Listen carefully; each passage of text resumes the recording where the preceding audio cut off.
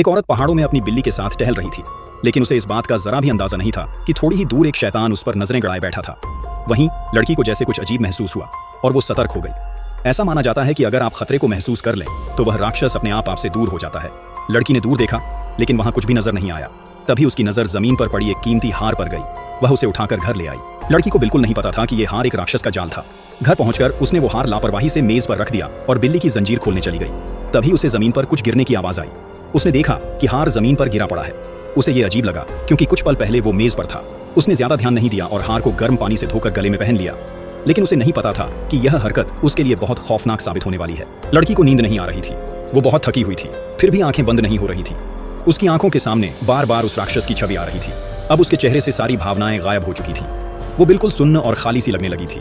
और सबसे डरावनी बात यह थी कि उसके गले में पहना हार अब उसके शरीर को धीरे धीरे खा रहा था। हार के नीचे की त्वचा पर बैंगनी निशान उभरने लगे थे, लेकिन लड़की को इसका कोई अंदाजा नहीं था। सोफे पर लेटी बिल्ली जैसे कुछ महसूस कर गई थी। उसने लड़की को चेतावनी देने के लिए कई बार म्याऊं किया। लड़की थोड़ी देर के लिए जैसे होश में आई और रसोई में ब्रेड काटने चली गई। लेकिन जैसे ही वो ब्रेड काट रही थी, उसकी आंखें फिर से खोई खोई सी हो गई। हार की वजह से उसकी त्वचा पर फैलता बैंगनी झर अब और तेज हो चुका था। उसी वक्त दीवार पर लगी घड़ी की सुई भी रुक गई। तभी लड़की ने देखा कि उसकी एक उंगली कट गई है।